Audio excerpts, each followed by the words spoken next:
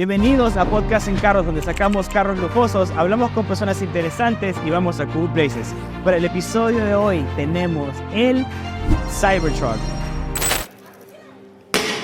Estamos aquí adentro del Cybertruck y quiero que vean algo. Este carro es minimalista, solamente tienes un timón y aquí tienes la pantalla que te enseña la velocidad, tienes la cámara de atrás, tienes los mapas y eso es todo. Lo bueno también es que esta parte te carga el teléfono, es loco. El interior de este carro es increíble, mire qué tan grande que es. Estamos en camino a recoger a nuestro invitado del podcast de hoy. Él se llama Chidester. Él ha llegado ya a $100 millones con su negocio de entrenamiento en línea. Su compañía Elite CEOs enseña a cualquier persona a cómo crear un negocio en línea y escalarlo. En este podcast, él nos va a enseñar a cómo ir de 0 a 1 millón, de 1 millón a 10 millones y de 10 millones a 100 millones. Entonces, saca un papel y lapicero y ponte listo a tomar notas porque este podcast va a estar re bueno. Because of my sales ability and from what my mentor taught me, I start doing this and immediately 10K in a week. In that first year, I just start working 18 hours a day. And I make $1 million. Start helping trainers, and that year was absolutely ballistic. We did 10 million. There's a lot of points that you tackle there for everyone listening. So, number one, you started making your first $1 million, but you went ahead and you started reinvesting in knowledge. You hired more mentors. Oh, immediately. Immediately. My dad thought I was an idiot. So what's funny. Let's talk about, because I know you've spent a lot on mentors, right? So for me, the biggest thing for going from 10 to 100 is. I can't say this enough, and it sounds so boring, and I've heard it from Mosey and everyone else, but you're only as good as your team. Yeah. The offer is the first thing, but if you can't change your offer and you've already done that, then the next thing is your team. Welcome to the podcast, Tanner. Welcome to Podcast in Cars. I'm so honored to have you. You're a good friend, and obviously you are a lord on business. Number, I want to say congratulations on reaching $100 million with your business. That is for sure a milestone that all of us want to hit. And well, let's take us back, right? Because we all know you as Tanner, the incredible businessman that always gives, such great value on your Instagram. But for all the people that don't know you, let's go all the way back. All right, where are you from? What was your upbringing like? Story. Yes. Sure. Okay, so one of 7 kids, 4 girls. 3 boys including me, and then my dad was a teacher. My mom was a stay-at-home mom. Didn't grow up with a lot. I mean, like I said, my dad was a teacher, so he did a lot of odd jobs. Very religious, as I've told you a few times, and so I think because of that, I was pretty sheltered, and around a young age, I got bullied a ton. And around 12 years old, it was this little shift at school where I noticed that kids would laugh, and I didn't really understand that they were laughing at me. And when I finally realized that, it really hurt my feelings. And I went to my dad and said, hey, I want to start working out. So I'm 12 years old. I started going to the gym at 5:30 in the morning. And then I'd work out, and then I'd go to school. And about 3 months later, because I'm going through puberty, and there's no other 12-year-old on earth that's lifting weights, or probably one of them, I started getting a lot of compliments. And I started gaining this respect. And I go, oh my gosh, if I work hard, I gain respect. I think that's where a lot of my drive comes from. So I started excelling in sports, and from 12 to 22, that's all I wanted to do is I want to play in the NFL. I took that as far as I could go, and I've had a dozen surgeries. I've had 5 shoulder surgeries. I've had ankle, hand, finger, I've had a lot of stuff. And at that time, I didn't really know what to do because I had really good grades, but I wanted to play in the NFL. And when that ended, I felt a little lost, and as a lot of athletes probably do. And I went through a little bit of depression. I wasn't sure what to do, and then I met my mentor. His name is David Fry. He was friends with my dad. He knew him from church. And he said, because I wasn't really going to church at the time, they wanted me to go. So the way they got me to go back to church is they said, hey, if you come back to church, I'll show you how to build an online business. And I didn't know anything about business. At that time, I remember I didn't even understand how Subway worked. Like, it just was so beyond me because none of my family's ever had a business. Mm-hmm. So he sits down, he starts teaching about funnels and emails and opt-in pages and landing pages and all these things. Oh, wow. What year was this? This was, 2000. I was 22, so 10 years ago. So this was 2014. Oh, wow. Yeah, you got in early. All right. Yeah. Okay. And he starts teaching me all these things, but I'm not making any money. And after about 1.5 years, I'm now 23 and a half. I'm starting to feel, hey, I'm in my hometown. I feel like a loser. So I leave and I go do door-to-door sales. not knowing this will help me later. So this was a silver lining. So I go do door-to-door sales, and I sell security alarms for 9 months, 6 days a week, 12 hours a day, 2 hours out, 8 hours on the doors, 2 hours back. Okay. And around this time, I'm now turning to 25. So think of it this way: I was star athlete, had all the accolades, all the attention. Yeah, I know you got to Division I football. Got to play Division I, got hurt, never really amounted to anything. Yeah. Go from hero to loser overnight. Mm-hmm. I've been a server for 3 years now. I'm doing door-to-door sales. I start this online business stuff, but I don't know what I'm doing. I made $2,000 the last 3 years, and so I'm about to give up. And I remember calling him probably 5 times over the last, I'd say 2 years, and telling him I was going to quit and go back to school. And for whatever reason, he just said, don't quit. You have what it takes to keep going. So I see this out on Facebook. I'm about to go back to school because I'm at my wit's end. I'm 25. My life isn't where I want it to be. I can't date girls. I'm embarrassed, etc. So I see this ad. It says how to start an online fitness business. I click on the ad, get on the call. Super high pressure sales tactics. No idea what was going on, honestly. Okay, before we get to that, you said you were learning how to do an online business, but what was the offer? It was just fitness because that's what I done. Okay, got it. You know, we've joked about it. I was modeling and doing all these things. Yes. I looked. If you actually Google Tanner's name, it's actually pretty funny. Yeah, he's got a lot of model pics on Google. Yeah, I was super jacked. I was in great shape. Yes. All right. And so I'm still trying to build this offer. So it was how to build an online fitness business. I just thought it was speaking to me. Yeah. So I pay them $5,000. I had $2,000 to my name. So for me, I'm pretty risk averse. That was a big commitment. I put $3,000 in a credit card, and I get in the program, and it's all this mindset stuff, and I'm not against it, but I just said, look, I don't have time for this bullshit. Tell me what I need to do. Yeah, give me some actual knowledge. I just wanted to know what to do. And they said, okay, look, go send DMs and get them on a call and sell them for $1,500 plus. I said, there's no fucking way. I was like, there's no fucking way. I'm selling this for $50 and struggling. There's no fucking way. Because I never knew about high ticket. Yeah. So lo and behold, because of my sales ability and from what my mentor taught me, I start doing this and immediately $10K in a week. And I go, oh shit. So I remember I called my parents and I said, hey, I figured this out. Let me move home. I'm going to pay you guys a little bit of rent so I can take the extra money and put in my business, and I'm going to win. Like, I know I can be successful now. So my parents said, as long as you're not doing drugs, whatever, you can come home. So I go home, and in that first year, I just start working 16 hours a day, 16, 18 hours a day, and I make $1 million. I had so much success. Well, okay. How old were you when you? So this was when I first did. I was 25. 25. 25. So 25. 25 is when I started the business, and then I became I hit that million that year, and then I became a full-on millionaire at 27. And my goal, it was funny because at 22, when I met my mentor, I said by 27 I'll be a millionaire. But I actually made zero progress till I was 25, like zero. So I moved home. I make $1 million that year. And then all these trainers start asking me for help because of the ClickFunnels awards. Yeah, of course. And you know how ClickFunnels is. There's a lot of business consultants and shit. And I hated them. I was like, I paid all these guys. They didn't help me. And a lot of people don't know after that experience, I kept paying business consultants to learn ads. So there's a lot more I could go into there. But I had all these trainers. I said, look, I'm not going to help you. I don't want to do it. And what happened was I had this couple come to me, and they talked me off the ledge where they said, look, like, we know you can help us. We've seen what you can do. We're at our last $10,000. If this doesn't work, we'll have to quit and like get jobs. Like, will you please just take it? And I don't know. I think because I've been in a bad spot and I knew how desperate they were, I said, all right. So I started taking on all these trainers. Then that year was insane. So you went from a fitness offer to now helping trainers scale. Yeah, consulting trainers. And originally I was doing both at the same time, but that's stupid. Don't do that. You can never really run two businesses super well. So I start helping trainers, and that year was absolutely ballistic. We did 10 million. I was like, oh shit.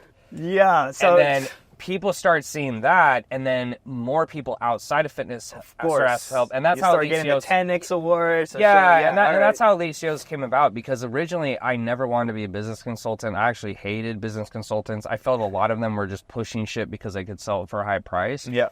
And so I've seen both sides of the coin, but what happens is as you're successful, people ask. And as a young guy, I'm just learning and going as I go. So it just was a new opportunity. And then finally, as that happened, you just realize I can't run multiple businesses. So I picked the opportunity that was higher leverage. Of course, you can sell a lot. Yeah, you can sell for more, higher cost of acquisition, bigger team. Yeah.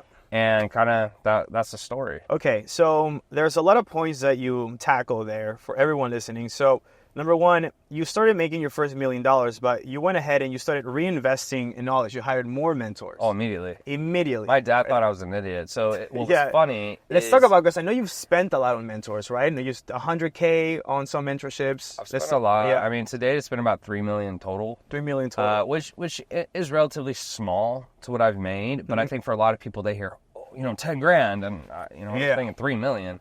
What was funny is when I made that initial money, for the next few months, I built up to $50,000 a month organically. And really all I was doing, Dave, when I started was I was just messaging. DMs. But I realized I wasn't a scalable model and I had no life. And I was willing to do that, but I said, okay, eventually I have to get out of this if it's going to work. And so what happened is every month for the next 6 months, I spent $10K on a mentor, not because I wanted to, but what would happen is I would go all in on their method.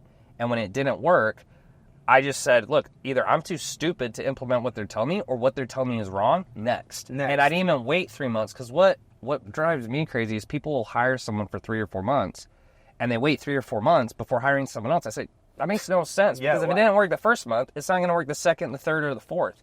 So my dad, what was funny is he goes, son, if you just kept the money you're making, you'd be a lot more rich than if you just kept paying people. But I knew he didn't understand that if I didn't figure out paid traffic, I was never going to get to where I wanted to go. And that was the key. And so I went all in on figuring that out until I did. And then once I did, that was the next aha moment where I said, I know I'm going to be super fucking rich. Because once you figure that out. Let's talk about that. So you went to $1 million organic, right? That means you're just DMing people. You're 0 to $1 million. Organic. 0 to $1 million, but it wasn't all organic. I got to about 50,000 a month. Most of it was, but I started figuring out paid traffic probably halfway through the year. Yeah. So, all right, for everyone listening, paid traffic is Facebook ads, IG ads, Instagram, all that fun stuff. So he got up to $50K a month, strictly just finding profiles on Instagram and DMing those people. And then once you got that, then you use that money to obviously scale through Facebook ads and all that. And then that guy, then you got to 10 million through fitness coaching and also obviously business coaching for all those fitness trainers. All right. So what was your biggest, would you say, setbacks from getting from 1 to 10? And then we'll talk about, what it really took for getting to 10 to 100. Yeah. Because that's what I'm currently at. And I want to know the secret. Dude, it's amazing too. I met, for anyone listening, I met Dave at Live as a bartender, and he was telling me all his dreams and ambitions, and I was like, yeah, whatever, because I've heard it a million times, and so even what you've done is amazing, dude. I'm proud of you. Thank you. So going 1 to 10, it really was just way more ads. I think the biggest mistake I made is I had no idea how to hire people. And so when I first started hiring, what I did, and I mean, my brothers went through this, is I said, okay, here's your job, figure it out. And I had no SOPs, no training, absolutely nothing. But the real thing is when you're not running ads and you start spending ads, I mean, going 1 to 10, we were spending upwards of $500,000 a month on ads. I mean, we were just cranking ads. Yes. And that was just a different time. I mean, it was an open seat, not that much competition. I feel I hit, and that's something funny is I've heard successful people say is that you hit the right thing at the right time at the right moment, because like ChatGPT, if you had not figured it out when they had, like if someone comes up with something 2 years sooner, maybe it doesn't hit, or maybe 5 years sooner. So I think it was the right moment at the right time. I was scaling, so everything. And then COVID happened. I made even more. I know. I'm so jealous. And I didn't even know that. My business started during COVID. Yeah. So what I didn't understand is during COVID, I was scaling at the same time. So I just thought, oh my gosh, I'm going to scale forever. I mean, I literally thought I was never going to stop, because I was going up by $150,000 to $200,000 a month. I remember. It was crazy. I met you around that time, and it was nuts. And I felt, and you could just tell, like I had that energy where I just felt like I'm the fucking working. Yeah. All right, so for you guys listening who don't really know Tanner is a straight up workhorse. He's up at 4:30 in the morning. You're doing cold plunging, and then you're at the gym for 3 freaking hours. I get to the gym. I'm thinking I'm doing fine. I get to the gym at like 5:30, 6 in the morning. He's like, it's all right. I'm like, I'm already here for 2 hours, bro. And he goes, he's like, today, you know what? I've learned that only working for 12 hours is enough. Yeah, I know. I did say that. Yeah. And he does really, What's funny, though, is I think when you put yourself in those tough situations, working 16 hours a day at the time felt that was my only option. And so what's funny is when you go from 16 and you do anything less than that, you feel like you're taking a day off. Yeah. And I think that's the one thing I know I can control, and that's what's always given me that advantage, because I can't control a lot of stuff, but I can control my work ethic, Okay, yeah. All right, so from everyone listening that's trying to gain some knowledge from my friend Tanner here. All right. So number one, he started just with a fitness offer, just teaching people how to get fit online. And he was literally getting leads for just DMing, sending messages. He got to 1 million. Then from 1 million to 10, he started running ads, and he also started teaching other trainers how to, create their own online offers and replicate what he's done. Now that's to 10 million. Let's talk about 10 to 100 because that's actually really, really hard. So what took you there, man? So 10 to 100, it was two things. One, we were able to broaden the offer because people outside of fitness wanted to ask for help. Yeah, and so outside fitness. Yeah, so anybody that's looking to sell, like me, I have a coaching program for e-commerce, Amazon, TikTok. And in hindsight, for anyone listening, I think something that's important is when you're niched down, the benefit is there's less competition, so you stand out more. The downside when you open up to bigger markets is, yes, there's more, but there's much more competition because there's a lot of people who can help, let's say, general business. But I think the thing that really I had to figure out and I got better at was building a team, because I did a post about this on Facebook the other day. A lot of people, they burn out because there's kind of three phases. So 0 to 100K, most people burn out because they never get to 100K. And so they're always working in the business. And so it feels like a job. And eventually they just don't want to do the job. So they quit and they stop. They move on to something else. The next phase is when you get from maybe 100K to 300K. And so you're at a level where you don't have to do everything, but you're not really a good manager yet. And so every time you turn your back, the business goes down. And so you always feel that you have to be there and you can't take days off, etc. You don't really start getting to a safe place, in my opinion, until you're over 300, because at that point you have enough money to hire managers that can handle day to day, and then you're also able to take home enough profit. So for me, the biggest thing for going from 10 to 100 is, I can't say this enough, and it sounds so boring, and I've heard it from Mosey and everyone else, but you're only as good as your team. The offer is the first thing, but if you can't change your offer and you've already done that, then the next thing is your team. And so learning how to hire properly, learning how to do SOPs, learning how to do a proper org chart, learning how to, ask the right questions, learning how to pay well. The thing is, you have to understand, if you really want a good person and they're smart, they're not going to take a shitty salary. They're not going to take a shitty bonus structure. You can't cheap out on your team. And there's checks and balances where you don't need to pay someone $40,000. But I would say if you want high-level C-suite players, you got to be paying between $20 to $30K a month or more. And to be able to afford that talent, you got to be making a lot of money. So I think that was been the biggest shift. And then as I've gotten more experience, starting to see different... The biggest lever, I should say, is that you just have a different offer. Because at one point, when we stopped scaling, the highest I've ever gone is around 2 million a month, is I started going, well, what about this with the funnel and these ads and that? And you start realizing it's not the marketing anymore, it's the offer. It's just the offer. Yeah, and so when you find offers that truly scale, like SaaS, the reason they'll scale so well is it gives everyone the same result. They don't have to do any work. There's basically no fulfillment, and so you can infinitely scale that stuff. The reason consulting can be tough, and I've said this multiple podcasts, is it's a lot of fulfillment. A lot, and the more clients you get, the more have you spend on the team. Client has to actually do some work, and not everyone will do the work. So I say the biggest thing, just to narrow down though, Dave, is boring as sound, it's your team. It's your team. And if you can really pour in and really build your leaders, teach them how to manage it, and pour into them and make them feel good and give them the upside, you can make a lot more money than if you're constantly just, okay, how can I get the cheapest person ever and cut my margins? I've never seen that work well because they're not thinkers. Those people will never be thinkers. They're just workers. There's doers. And you need doers, but at the highest levels you need thinkers. People who can look at your business and go, okay, Dave isn't here, here's what we need to do, and be able to do it. So when you come back, go, shit, that was a good idea. Yeah, good job. Yeah, it's so true. All right. So you're at 100 already, and obviously the biggest question for me is, what's next for you? All right, I know you're looking into SaaS. Right? What's your next goal, man? Yeah, so I went on, last year I did like a 6-month sabbatical, and I went in, I interviewed 30 people who had sold anywhere between, the lowest was 40 million. Total scrub, just kidding. Like, that's absolutely ridiculous. So 40 million was the lowest, all the way to, it was 3.2 billion. And I started asking them these questions. I said, here's my skill set, here's what I know, here's what I've done, what's your advice?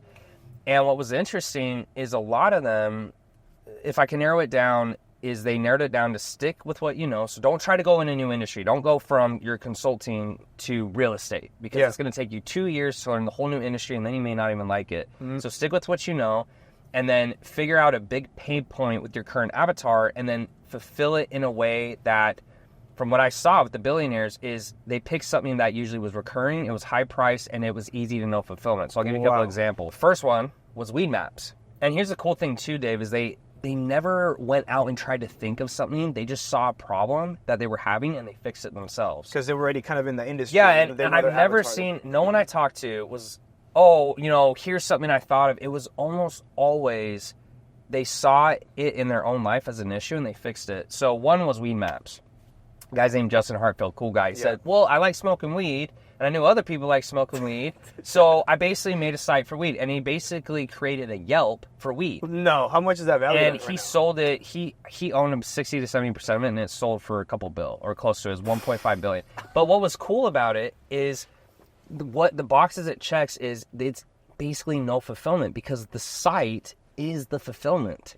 And then they got paid by stores who wanted to be ranked high on the site, so it was just a cash cow. So that's one example. The other example was Byte. So it's a competitor to Invisalign, and what he did is he said, we can do the marketing and sales better than Invisalign. Here he had an internet marketing background, so they went and beat him and got the cost of acquisition 3 times cheaper.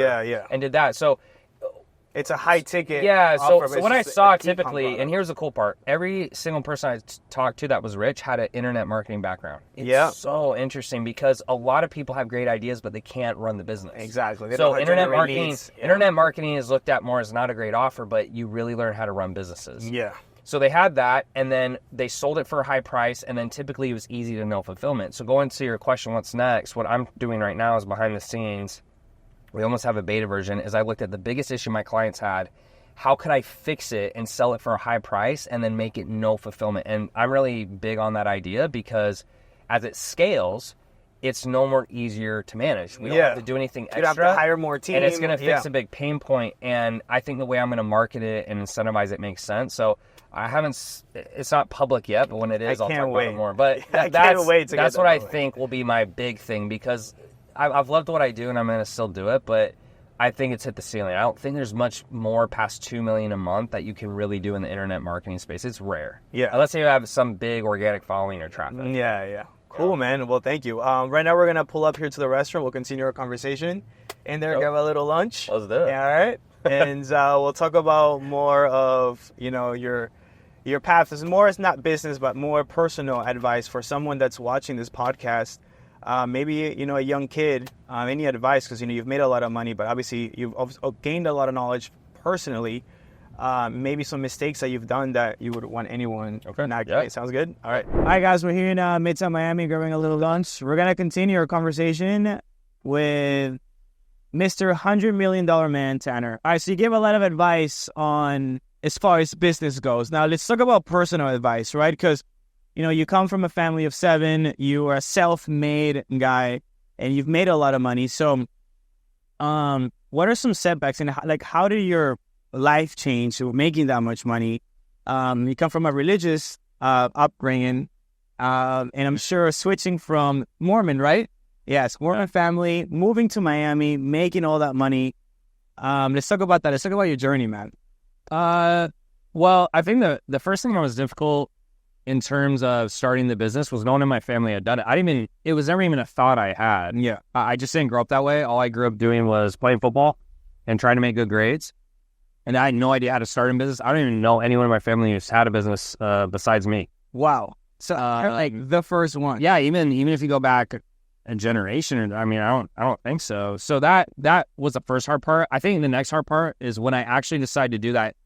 It looked like I was in a little bit of not a midlife crisis, but a 20-year-old crisis, because you got to imagine. So the girl I'm dating, I'm playing football, Division I, I'm being an engineer, and then I come home and I say, oh, so by the way, I can't play football anymore. I'm going to drop out of school and I'm going to start this business. So she's like, I'm out of here. Yeah. She actually left because of that. Wow. Her mom nicely said, hey, I think you're making a dumbass decision. I think you're stupid for that. My family, they thought I was stupid too. I thought I was stupid. The only person who actually thought I was going to do anything was my mentor. So I so think I got really... Yeah, I mean, you have to have some. I think you have to have some, even for you. That's why I think your story is crazy, is because when I talked to you, you didn't really have anyone. I didn't have anybody. And when you were telling me, I did the same thing. I was kind of like, yeah, whatever. I didn't say anything, but I didn't know if you can do it. I mean, I'll be honest. So I think that was the first hard part. And then once you start building the business is, at least for me, maybe I could have done it better, but I felt I just sacrificed everything. I mean, I sacrificed everything. I had no social life, no dating life. I had no friends. I didn't go to parties. I didn't drink. And it wasn't because maybe you can't. I just didn't know any other way to be successful. And I didn't want to leave there was no time for it. I had no energy. I was always tired. I didn't even want to make time for it. In fact, it got so bad. And you guys see this sometimes. You guys have seen this in my daily life. But sometimes, like, I would sit there and go, okay, 30 minutes to meet the girl, 30 minutes back, 2 hours to talk. What if she sucks? All right, I'm not going to do it. It was that calculated and logical to the point where you can't really even meet people that way. So I think that was initially the hardest parts. And then once you step into success, I didn't move to Miami because there was anything I thought I was going to meet here. What happened is I was going to get an apartment in Houston, and the realtor rented it out from under me after we'd already agreed. Yeah. And they're not supposed to do that. So I said, well, fuck it. Let me just go to Miami and check it out. And when I moved here, I was living in a suburb. Yeah, I was living in a suburb in Houston. I go, wow, the food here and the training and the fitness, a beautiful girl. Like, it was kind of that enthralled me. And so I came out here. And I think once I got out here, as you start making money, you see people, what they're doing with it. I don't care what people do, but I think in my head, I wanted to make all this money to have options. So I started buying the cars, and I moved in Thousand Museum, which is like a really expensive place here. And when I met you, you had the Lambo SVJ, you lived at the Thousand Museum. But did you say, because obviously as a young kid's dream, having that cool car equals happiness, right? You're like, oh my God, I'll finally be so happy if I have that car and I have that cool apartment. Once you actually bought the car, did you feel like, wow, like I made it, or like, what was that? I mean, the cool thing about the car was I knew the car wouldn't matter. I just had that as a dream. Like, for me, that was a status symbol. When I can afford a Lambo, then I made it, right?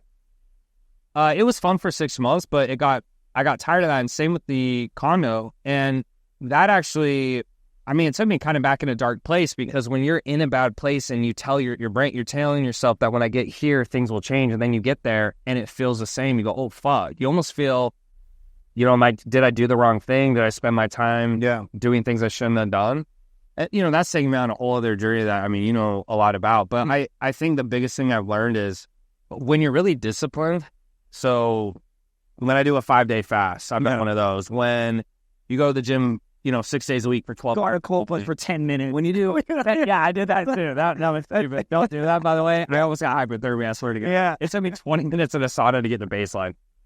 When you sauna all the time, when you, let's say maybe you take a break from dating for 3 months, I've learned a lot of things through discipline. That the one thing is you start learning, one, that you're a lot more powerful than you think. Two, you start learning internally who you really are, because something that's tough, I don't know how it is for you, but when I'm going to a bunch of parties and traveling and all these things, it's not that it's bad, it's that you have so much outside pressures coming at you that sometimes you lose a little bit of what it is that you want to do. Yeah. And so I think some of the advice that I would give someone, if I could go back, is if you're really unsure about what you want in life and where you're going, do things like have a 5-day fast, or go to the gym 6 days a week, or don't date for 3 months, because what will happen is you'll start seeing, okay, I like, for example, like maybe I like talking to girls, but I don't like going that hard with it. Or maybe I like the gym, but I don't want to go 5 days. And you start actually seeing who you are through discipline. I think what a lot of people is, they teach you excess, more girls, more money. And what happens is you're not actually learning who you are. You're just getting all this external pressure.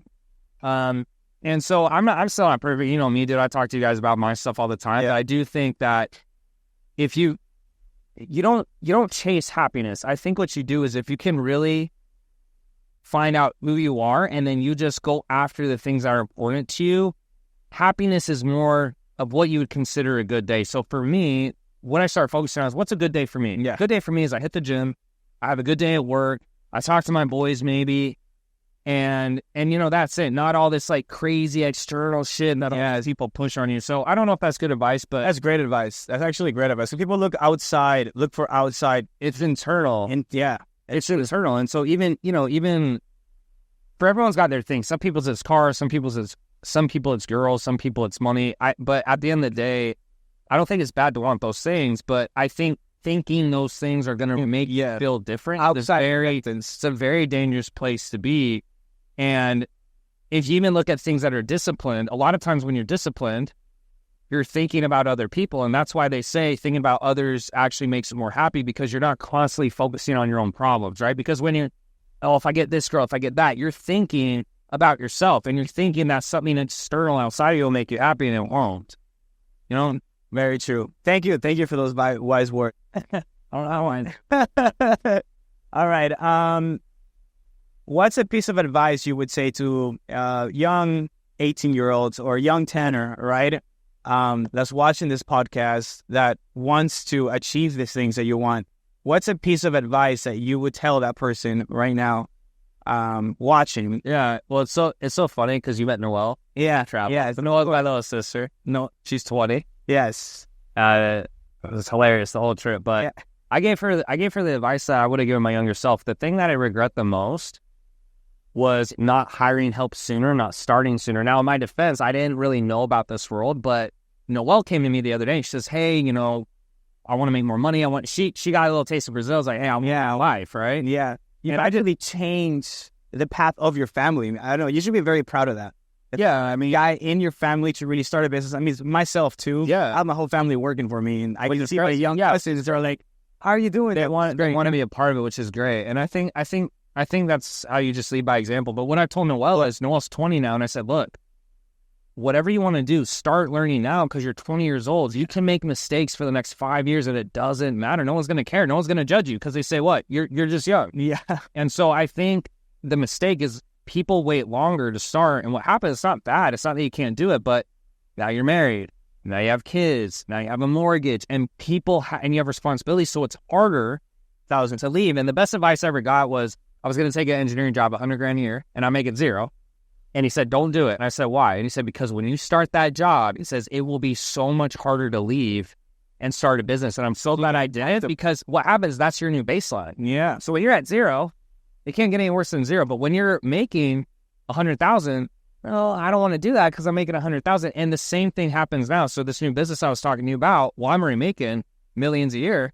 So if I have to risk that, I don't know, I'm risking this. Like, it's harder to let things go. So my advice would be to start young, make a ton of mistakes. Don't worry about it. It's part of the process. And if you don't know, hire someone. Because for you, what's crazy is your story. What I think is crazy, you didn't really, you hired a couple of people, but nothing like what I did. Yeah. And you figured it out.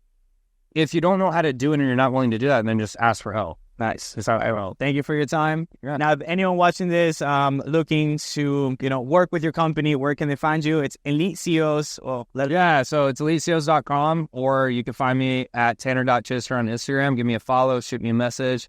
Someone, whether it's me or my team, will definitely hit you up. And those are 2 places you can find me. Thank you. Yeah, big copy, man. Appreciate it.